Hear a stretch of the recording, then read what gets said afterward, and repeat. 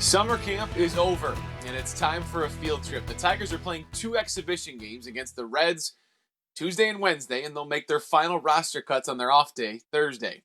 They made some big cuts today. Casey Mize is heading to Toledo to work out in scrimmage with some of his Tigers taxi squad teammates. Al Avila said he knows Mize will be ready when his time comes.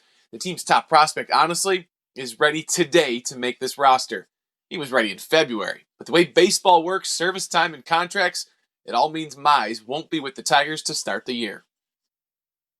Our expectations are high that he's going to be one of our workhorses. So, and he obviously handled it well. And like I said, he's a pro, and he'll go down there, work hard, and get himself ready. But was service time a consideration in making this move? No, this is summer camp is inter squad games. A lot of these games were also just simulated. Live BPs. This is not really a measure for me